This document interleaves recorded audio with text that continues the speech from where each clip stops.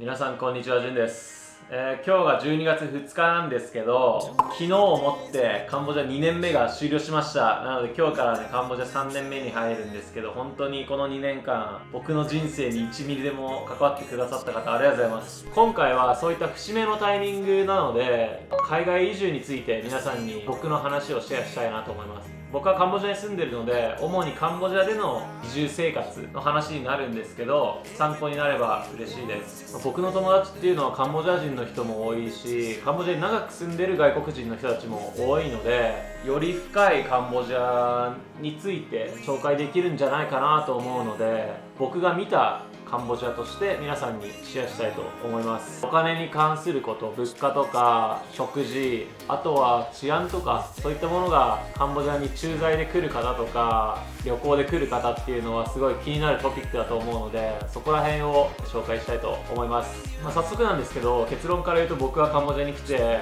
よかったなと思ってます。本当に今現在進行形で人生が大きく変わってるなっていうのはめちゃくちゃ感じてて、本当になんかカンボジアに来てよかったなっていうことを感じてます。体重もね7キロぐらい2年前に比べたら太っちゃったり、それぐらいご飯も美味しいし、親日国なので日本人に対する、日本人だけに限らず外国人に対してすごい優しい人が多いなっていう印象なので、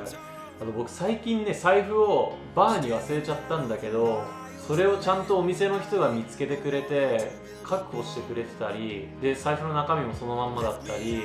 日本では当たり前だと思うんだけど、それは多分海外だったら当たり前じゃないと思うんですよ。でもそれがね本当につい最近あって、めちゃくちゃ感動した。それはそういう経験も踏まえつつね、僕が感じた2年間のカンボジアでのリアルな情報っていうのを伝えていきたいと思うので、興味がある方はぜひ最後までご覧ください。そもそもカンボジアがどこかっていうのを知ってる人が少ないような気もするので、一応説明しておくと、日本から約4000キロぐらい離れていて、今は飛行機で直行便はないんですけど、コロナ前は ANA から直行便があったんだけど、今はね直行便がなくて、韓国とかシンガポール経由の飛行機で来るしかないのかな。カンボジア、タイとベトナムの隣接してる国なので、そこからの陸路での入国とか、そういったような入国方法が、主な方法かなと思います。ざっと今日話すことはこのトピックになっていて、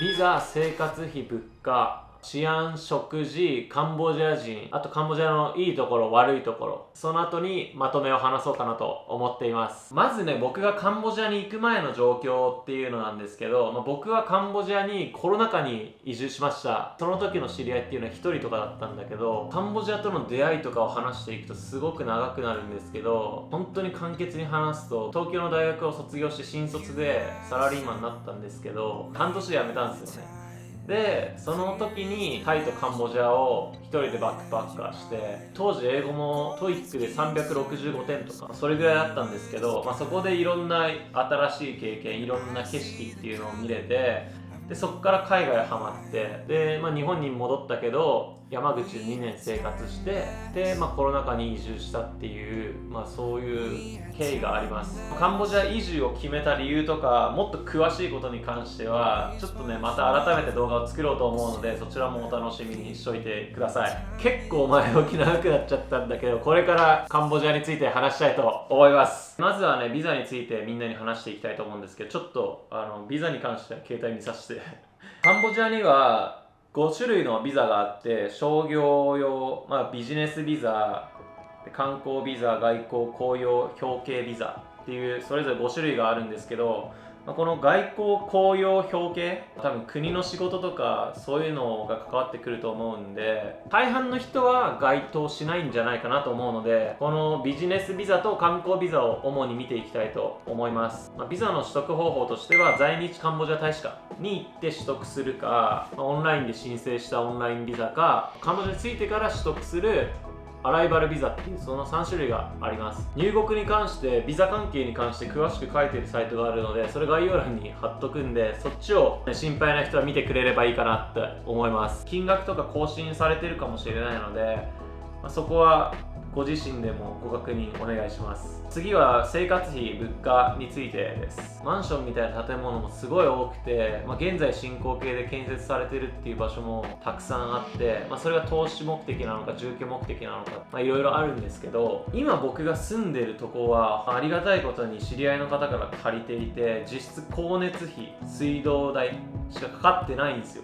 だから50ドルぐらいでトータル収まってて、本当に来てすぐ3ヶ月とかゲストハウス住んでたんだけど、そこは8人部屋のドミトリーで共用バスルーム、共用トイレ、150ドルだった。プライベートなんて一切なかったね。でそこからシェアハウスに移って、でもそこも150ドル。ただそこはもう自分のベッドがあって、自分の、プライベートの部屋があって、トイレキッチンとかはシェアだったけど、シェアハウスのねお父さんお母さんもすごい優しくしてくれて、マンゴーくれたりとか、当時シェアハウスにいたフィリピン人の人とか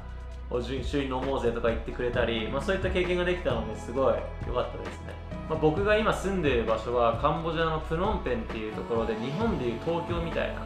そういった場所なんですけど、ワンルームでだいたい350から500ぐらいっていうイメージを持ってくれればいいかなと思います。本当に結構ピンキリなんで、プール付きジム付きがいいのかとか、家具付きがいいのかとか、そういったいろんなオプションで変わっていくと思うんですけど、だいたい350から500ぐらいって思ってくれればいいんじゃないかなと思います。食費はね、ローカルご飯が好きな人であれば全然かかんないと思う。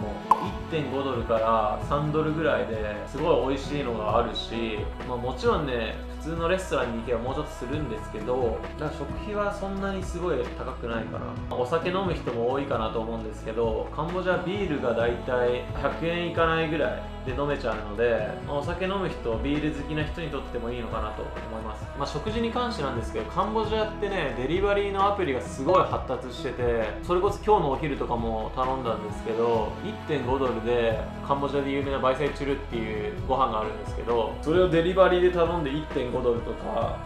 そういったデリバリーでさえもそういう価格で食べれるので、食べることが好きな人にとってはねすごい住みやすい国なんじゃないかなって思いますね。海外移住した時に日本酒が恋しくなるっていうね、そういった問題も起きてくると思うんですけど、プノンペンはありがたいことに日本人オーナーの日本食レストランもすごいたくさんあるし、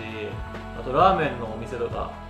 みんなが分かりやすいところで言うと牛角とか丸亀うどんとか長崎ちゃんぽんとか、他にもねたくさん入ってるので、日本食レストランが、なので日本食がすごい恋しくなるっていうね、そこの問題に関しては心配はないのでご安心ください。次は治安ですね。これは女性の方たちとかはすごい気になるんじゃないかな。個人的には今まで強盗に遭ったこともないし、スリに遭ったこともないし、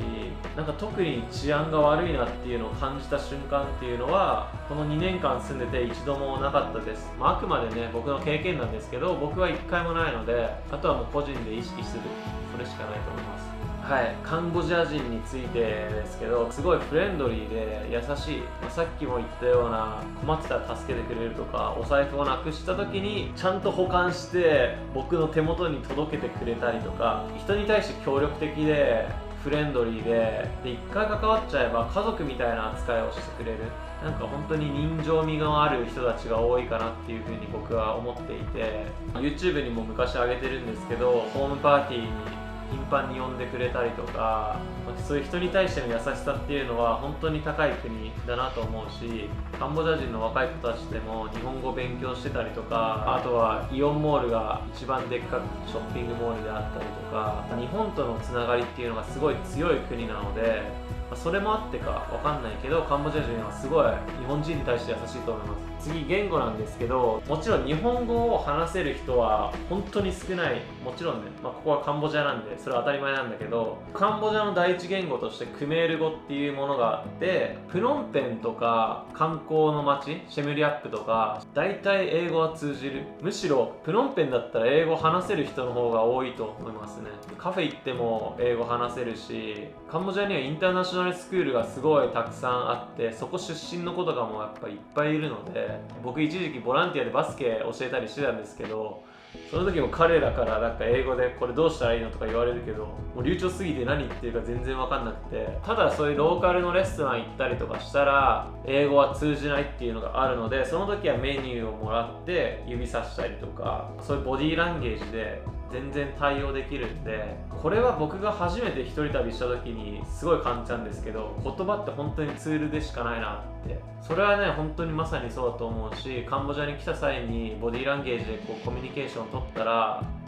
実感すると思います。ここからはカンボジアの良かったこと悪かったことについて話すんですけど、良かったことはすごいたくさんあって、僕が7キロ太るぐらい食事が美味しいっていうのと、お酒飲む人にとってお酒安いでしょ。あと人に優しい。親日っていうのも実際に日本に住んでる時は全然気にしたことなかったけど、カンボジアに住んでみて親日っていう、日本人であるその価値をね本当に感じる。悪かった点で言うと、やっぱね僕は日本人だからどうしても日本と比べちゃうんだけど、街の道路がねちょっと汚い。道路が工事中が多いから砂が結構舞ってて、バイク乗ってる時とかねたまに石当たったりとか、あと砂ぼこりのとこに突っ込んでいくとか、たまにそういうのこともあったりするから、ちょっとそこは嫌かな。あと、ご飯美味しいんだけど、そのご飯に使ってる肉とか衛生状態が大丈夫かなって思う時はたまにある。ローカルでご飯食べるからさ、肉を吊るしてそっから切ってそれを焼いて提供したりとか全然してるのね。常温の肉からそうやって料理が始まるから、なんか大丈夫かなって思うよね。それ口にしていいのかなって思う時はたまにあるけど、それはお店選べば大丈夫かなと思うから、でもそれはちょっと嫌だね。僕はカンボジアでの生活っていうのはすごい満足してるので、楽しめてるので、特にね、わかんない。逆に今カンボジア住んでてここちょっと嫌だなっていうのがあったら、なんかここでこのコメント欄とかでシェアしてほしいっすね。発信してるからとかそういうわけじゃなくて、単純に悪いところそんな見つかんないから。もちろんね性格もあると思うんですけど、僕はそんなに見つかんないって感じかな。ざっと僕がこの2年間カンボジアで過ごして見てきた、知ったこと、感じたことを皆さんにシェアしました。結局動画としてはカンボジアいいよっていう動画になっちゃったかもしれないですけど、本当に正直な僕の意見で、これはかといって別にカンボジアに移住した方がいいよとかそういうことは言えないし、あくまでね個人の意見なんで、この国でいろんな人に会えて国の発展も見れて、すごい貴重な時間を過ごしてるなっていうのを感じるので、僕個人としてはすごいカンボジアに移住してよかったなと思います。他に何かカンボジアについて聞きたいこと、気になったこと等あればコメントでお願いします。あとはインスタグラムとか TikTok、他の SNS やってるんで、ぜひそちらもチェックお願いします。何か質問あればインスタの DM とかでもいいので待ってます。見てくださってありがとうございました。今日からねカンボジアでの3年目の生活が始まります。引き続きこれからもよろしくお願いします。はい、というわけで今日見てくれてありがとうございました。バイバイ。